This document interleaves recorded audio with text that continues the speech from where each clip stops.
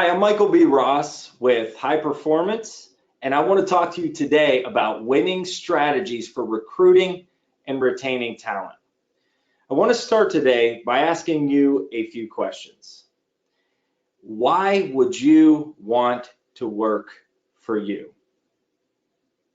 What is it about your organization that if you were speaking to a prospective employee would make them be excited to join you?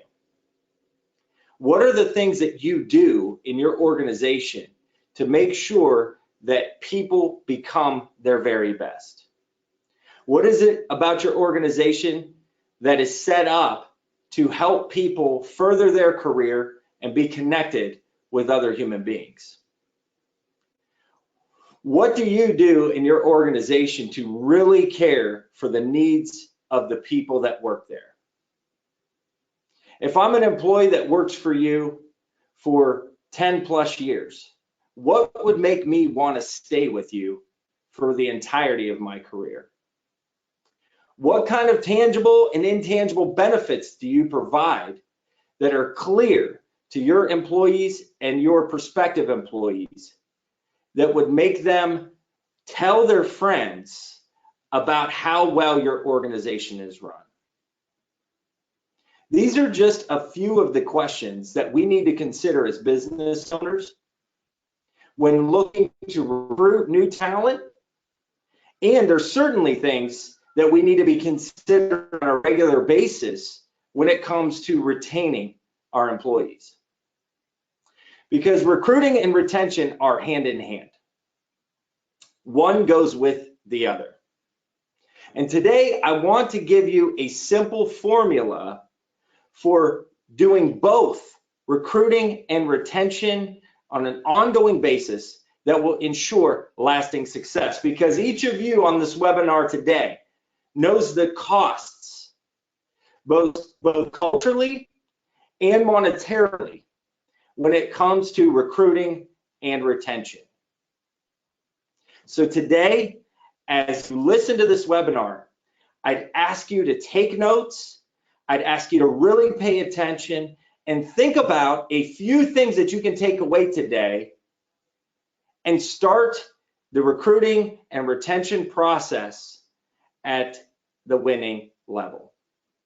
So the foundation of recruitment and retention starts by knowing, understanding, and integrating the 3 extrinsic motivations and the 3 intrinsic motivations. The 3 extrinsic motivations of all human beings are money, fame, and power, which kind of sounds a little bit like a rap song. And if you were to look at this from a negative perspective, you might conclude that human beings are selfish, they're self-centered, and egotistical. But if you look at money, fame, and power through a positive perspective, you can include that money, for example, is a fundamental need of all human beings. People need money for transportation, for food, for shelter, and for their utilities. People need money to be able to create life experiences for themselves and their families and to better their own families' financial futures. And people also know that when they provide value both to your organization and to your clients and customers, they want to know that they are fairly compensated for the value they provide. When you look at fame, every human being has a fundamental urge inside of them to be recognized and to know that they are contributing at a high level to the betterment of the brand of your organization. And so people want appreciation. They want to be recognized. They want to know that you see what they are doing and you're able to very clearly tell them how they are benefiting the organization. And when it comes to power, power is also a fundamental urge.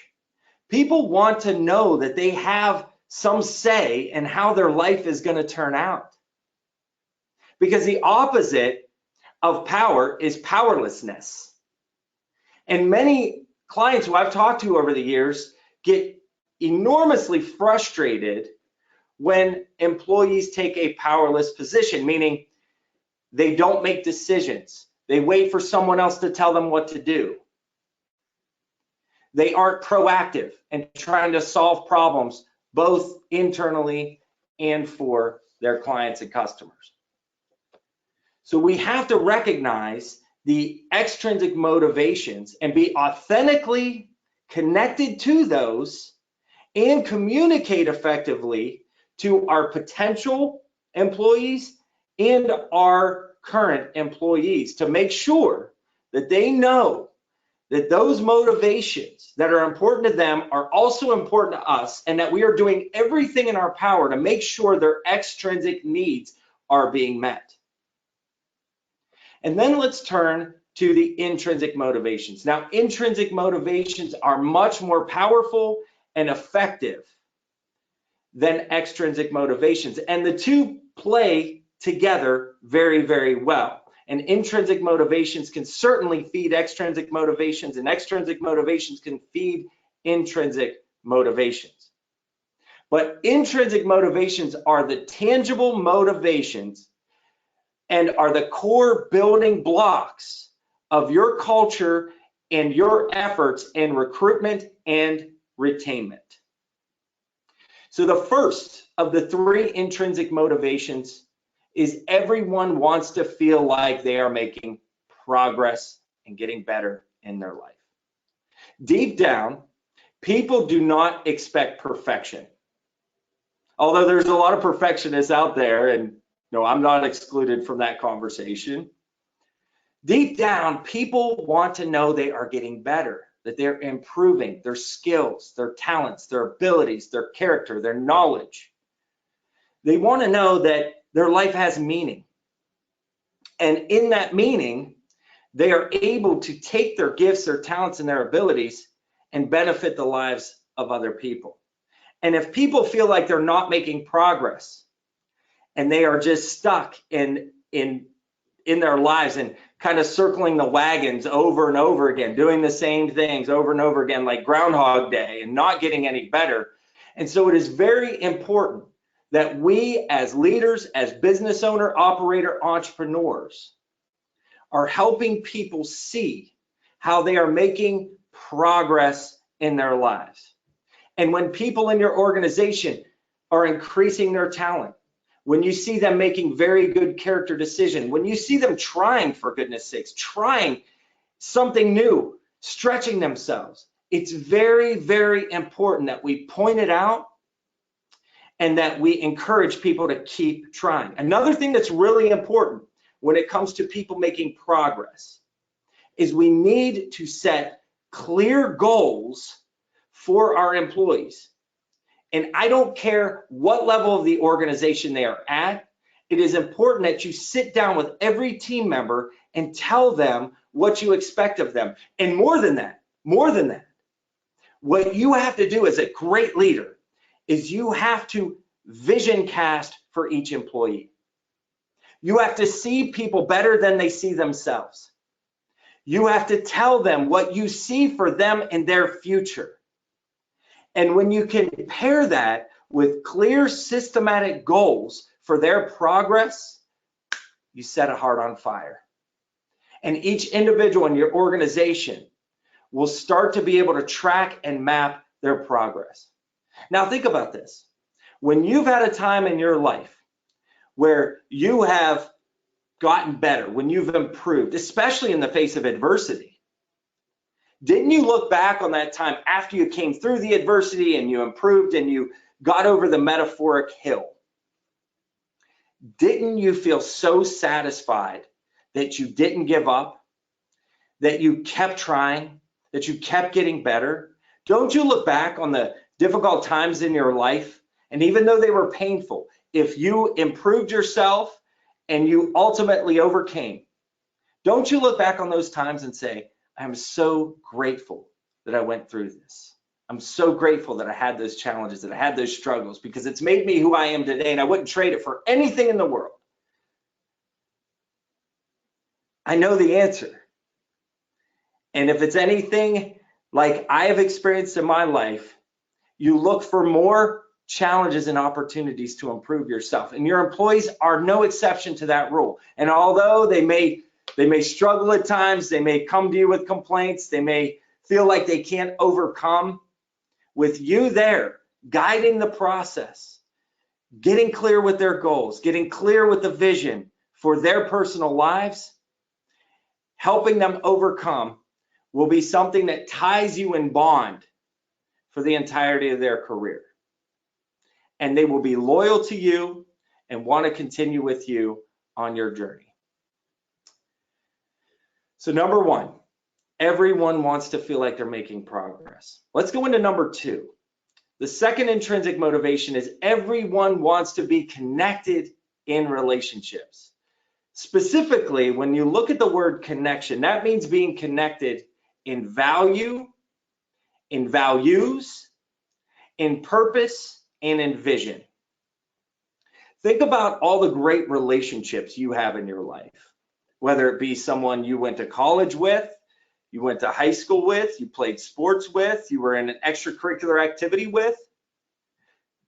Relationships are formed through doing something meaningful together or going through challenges and difficulties together that you overcome as a group. When you have connection in relationships, it also helps you see how your gifts, talents, and abilities contribute to the greater whole. There's an old proverb that says, your strength is made perfect in weakness. Each of us have great amounts of strengths. We also have weaknesses. And when you bond together in connection and relationships in an organization, the things that I do well, for example, may not be some of the things you do well, but the things you do well are most likely things I don't do very well. So working together in connection helps us all work in our strength zones. And it also helps mitigate weaknesses in your culture. So as business owners and leaders, owner, operator, entrepreneurs, you have to facilitate connection with your team. You have to make that one of the greatest parts of your systems and processes in your culture, because those connections strengthen you as a group. They also help you become more effective and productive in the work that you do for your clients. It's very important that when it comes to connection, you are specifically talking about this amongst your team, making sure you're facilitating an environment where people are building relationships with one another. It's not just about fun activities. In my opinion, I think work, as hard as the work is sometimes, the work environment should be fun. So although I am an advocate that you should host very fun events where you can get together and, play games and share food together and do fun and funny activities, I think that's very important to team building. I think the environment altogether should be fun. And you, as the leader, owner, operator, entrepreneur of your organization, have to be intentional about facilitating an environment where people enjoy coming to work and enjoy those who they work with.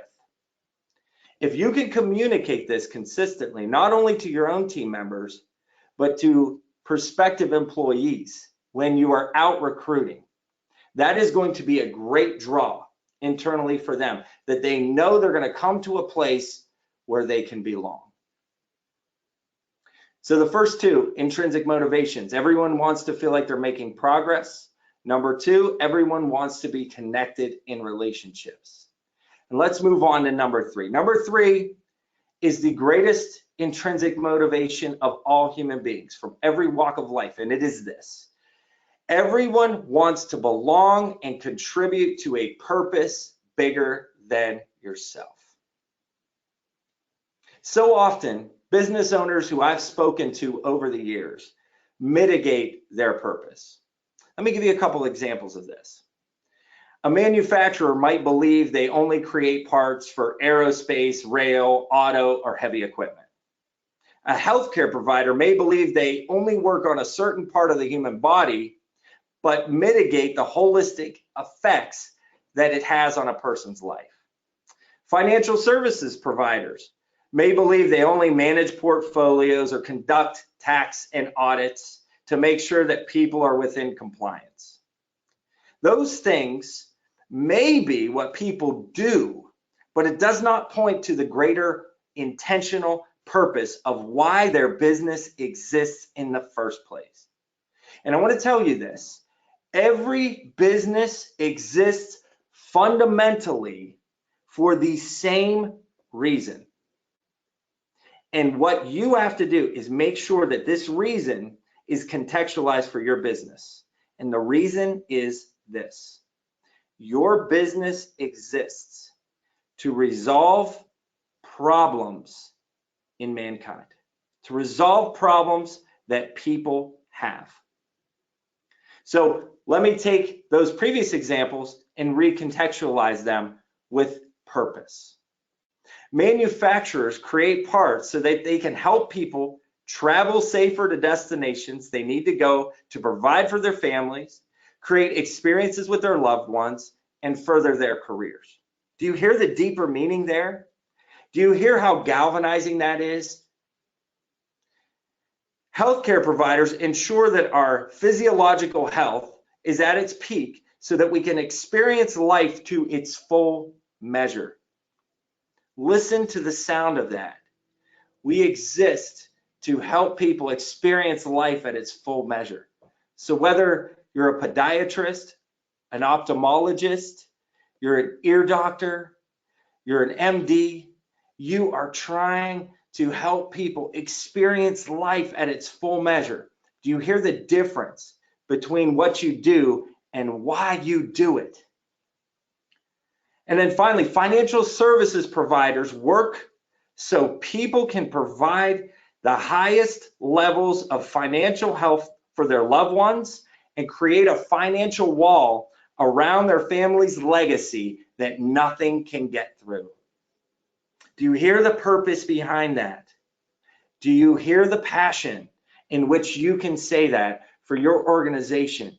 Do you hear how that would connect to a potential employee and your current employees to galvanize them towards something greater than themselves? And this is what's important, is that you are able to clearly communicate that, number one, but two, that you communicate it out of belief and passion in of yourself. So you can't just borrow somebody else's purpose statement. You've got to come up with it for yourself, and you've got to mean it. And I had a mentor used to say this to me. He said, you gotta have a purpose that is so great that it puts tears in your eyes, that it turns your emotion. Because remember this, people make emotional decisions. We temper our emotion with intelligence when it comes to decision making, but make no mistake. At the end of the day, when you make a final decision for your life and your future, you are making it emotionally. And it is so important as business owners that you don't wake up every day just checking off task lists, getting things out the door, making sure that the compliance is done, making sure that you do your part. It's important that you remember the purpose, the intentionality for why you wake up every day. And it's more important after you know it that you communicate it effectively with your team and you communicate that consistently. When it comes to recruiting efforts, people want to know that they are going to belong and contribute to a purpose bigger than self. So when you're sitting down with a potential recruit, to tell them about your purpose, to do it with passion, is going to draw them to you in ways that you have maybe not yet experienced, but I'm excited for you to take this information today, be intentional with it, and utilize this for your business so that you can experience that yourself. To recruit and retain talent at the highest level, you must be able to clearly communicate how your organization is intentional about helping every individual make progress in their life, how you are intentional about making connection in relationships inside your organization, and how your organization exists for a purpose bigger than self. Additionally, it's also important that you are completely transparent with how you provide for those extrinsic motivations as well. You know, one thing I always recommend is when you're talking about money and finance, which is a very sensitive topic for many people, is that as far as you can legally, communicate what is going on in the financial health in your organization and what that means for every individual. Look for ways proactively to help people make more money. Don't wait for somebody else to snipe somebody in your organization for more money, because there is a price. Listen to me. This is really important. No matter how great you are connected with the individuals in your organization, there is a price for everyone that makes them pay attention. Okay? And what the research has shown is when somebody offers somebody more than $10,000 a year, more than they're currently making, that is when people start paying attention and thinking about their options. So what's important is that you are proactive with the way people are compensated in your organization, and that you even over communicate areas and opportunities for people to make more money. A lot of organizations have great incentive programs. A lot of organizations have yearly bonuses. But what's important is that you are clear about how people can activate those bonuses and incentives. Do not leave things to obscurity, because remember, people want to feel powerful. They want to have a powerful stance in their life. So if you can communicate clearly how people can activate bonuses and incentives, the power's in their hands. But don't leave that to chance. I'd rather you over communicate this and under communicate this, because that is a great way to ensure that you retain the talent you have and you recruit at the highest levels.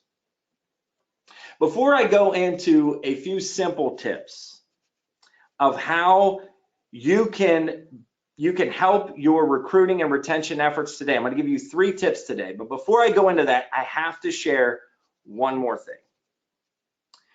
Recruiting never stops. It never ends.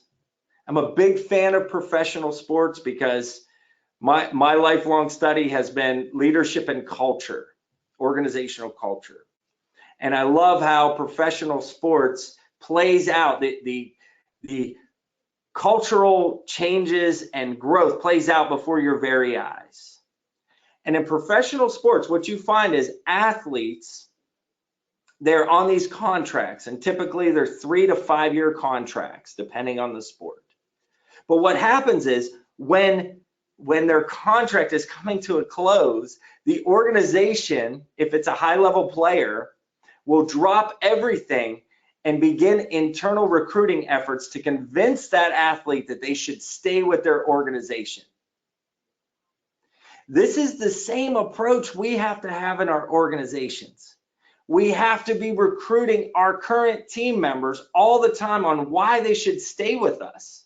Why beat around the bush? Why not be more transparent and say, hey, I never want you to leave us. I can only give you what I can give you tangibly, but the things that I want to offer you intangibly will never stop growing, never stop getting better. And if you can add more tangible benefits to that, again, it will just increase your case for keeping them there. But recruiting never stops. And one more thing, if you employ these intrinsic motivations and you weave them into the fabrics of your cultures, that in of itself will help you with your recruiting and retention efforts by default. Because again, you are being proactive in that case through the fundamental intrinsic and extrinsic motivations of all human beings. Don't fight science. Don't fight what is. Work with it. But remember this too, as a fair warning.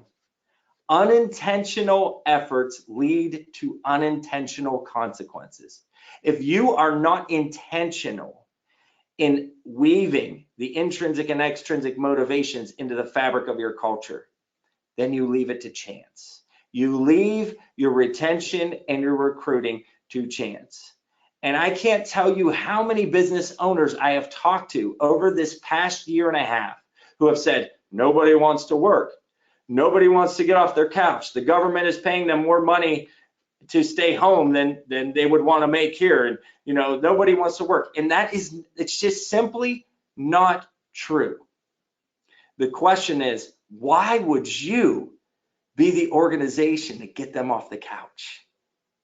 Be intentional in weaving the intrinsic and extrinsic motivations into the fabric of your culture, and make sure you broadcast and communicate that clearly, both to potential employees and current employees. So let's talk about 3 simple strategies that you can take away today and begin to employ with these intrinsic and extrinsic motivations in mind. Number 1, know and communicate your purpose. I know I touched on this briefly, but I want to be intentional about this.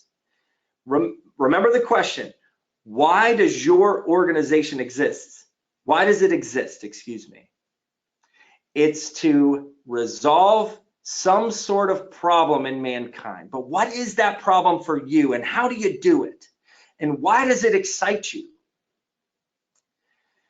Communicate these proactively and reactively at times, meaning this: when people are having a rough day, okay, I think it's very important that when people are going through it, and let's say they're backed up with orders, or they're backed up in their work, and they're feeling very frustrated, because we all get there. I mean, we all have days like this where we're just down on our luck. We're feeling like the world is on top of us, and we don't know how to eat the world, right? So you got to eat it one bite at a time. But what's really important is that you take time and you validate. You say, hey, I know you guys are having a rough go. I understand it. I'm here with you. Sometimes we just get backed up. Sometimes you do have a lot of work. But remember why we're doing this. And one thing that you can do to start to spark back to the purpose of why your organization exists is by telling testimonials. One of the greatest currencies you have with your purpose is testimonials. Sharing testimonials from clients, asking clients and customers to give you testimonials, because those are things you share when your organization is down, when the motivation is down, when people are feeling down on their luck. You share testimonials. You say, remember why we're doing this. Look at this testimonial we got from one of our clients. Look at what he's saying. We're trying to recreate that. And I know it's difficult right now, but remember, we are affecting these issues that our clients are having. We're solving their problems, and we're making their lives better as a result of what we do here every day. And that is true for every organization that is in existence today. And I'd love to talk to you more and help you become clear and intentional in the purpose you communicate in your organization. So number 1, know and communicate your purpose. Number 2, communicate your vision. I can't express this enough. Your vision, the vision where you are going, is something that everybody in your organization has to care about. So should it have monetary elements to it? Absolutely, because monetary elements help us measure things. And it's also exciting for people to be able to see that measurement.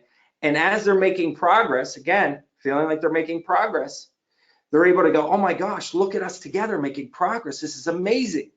And to share that proactively is very important. But you also have to ask some deeper questions to get to the core of your vision. How is your organization going to help affect other people in your community? How are you changing things in your community? By growing your organization, you provide more opportunities for jobs, for people to provide for their families, to go on vacations, to help them pay for the bills that take care of their fundamental needs. Communicating your vision on a both short term, I always recommend that you have a 1-year vision and then up to a 5-year vision, okay? 1 year and 5-year vision. If you do not have that, you will have some options today to get intentional, connect with me and my team, and we can help you get very, very clear on what your vision is. And we can help you with the communication process of that. So number 1, know and communicate your purpose. Number 2, communicate your vision. Number 3 is be intentional. I know I use this word a lot, but this is why my organization exists. It's so that we can help you be intentional so that you can be exceptional and lead. We are a society of businesses that live with unintentional consequences because they are not intentional with what they are doing. They're not living from a purpose and with a purpose. And therefore, many things that business owners do every day are haphazard. And you know what Einstein said? First sign of insanity is doing the same thing over and over again and expecting different results. I'm telling you, if you don't get intentional, nothing will change for you. The greatest thing my mentor ever told me, my mentor was a 75-year-old man who had played my game when I was in my early 20s. I used to sit down with him every week. And one week I was telling him, started my first business. I was so frustrated with the way things were going. I felt like I was making no progress. And I made this list of excuses of why I wasn't successful. And he said, Michael, there's only one problem with your list. You're not on it. And he said that if you want things to change, you must change. And so we took the time to look at the things that I needed to change. Some of it was my perspective. Some of it was the systematic activity that I was doing. Some of it was the connections I was making. Some of it was a waste of things I was doing to waste time. And we tore it apart, we put it back together. And when I got intentional, I started to become exceptional. Then I was able to lead my team in the direction that we needed to go. So it's one thing to talk about purpose and vision. It's another thing to execute. It's one thing to get on a webinar and listen to information and say, you know what, we need to do that. It's another thing altogether to take the information and to then start to disrupt your habits and start to employ these things you have heard today. So what you have to do to be intentional is you must get clear about your purpose and vision. Yes, the first 2 points, but then you need to be disciplined in your systems and willing to adjust and change when systems aren't working. Because when you become intentional, you work with a purpose and from a purpose, and you start going after a vision, not everything is going to go according to plan. It's great to map out a journey. It's another thing when you get on a journey and there's detour signs everywhere, and you have to adjust at times. And that's a big part of reaching a vision is course corrections. And so you must be disciplined to remember why you're doing what you're doing and how you're doing it. You also have to make sure that your systems for getting to your vision are clear and precise. And here's why. One of the things that helps with recruiting and retention is alleviating people's pressure. That doesn't mean they won't ever have pressure, because there's always going to be times of pressure in our life. You know, it does feel like life is a series of adversities mixed with opportunities. Systems help us get very, very clear of what I am to do in this moment in order to take the next step towards our vision. One thing that's going to help you with retention and recruiting is when you are talking to your employees currently and your potential employees, and you tell them, here's where we're going. Now let me show you how we are going to get there. To me, to sit down with a recruit and say, here's our systems. We want to plug you into these systems. We want to get you up to speed with the technical things that you need to do here. We want to make sure you're connected with the right people so that if you have any questions, you'll be able to ask those right away. We're also going to be proactive in connecting with you in your first 6 months here to make sure that no stone is unturned and that you're going to have the greatest experience possible with our organization. Systems help to alleviate pressure.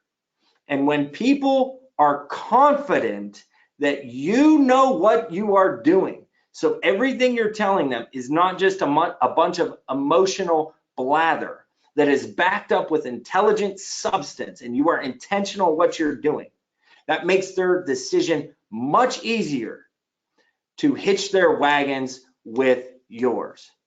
It also tells your current employees that the grass is not going to be greener on the other side of the fence, because many of your employees have worked at other organizations, so they know what it's like to live in an unintentional environment. And they know that if you are very clear and you communicate regularly on how to get to where you are going, they're going to feel much safer and much more confident, not only in you, but that they can also contribute to that purpose. Without question, recruitment and retention are two of the most critical elements of an organization's success. We at High Performance have found that exceptional leaders are intentional about recruiting and retaining their high-level employees. They are clear and intentional about making sure the intrinsic and extrinsic motivations are touched in every element of their organization. And they are also clear about their purpose, vision, and the disciplines necessary to reach their vision. So how about you? Where are you at today? Are you clear about your purpose?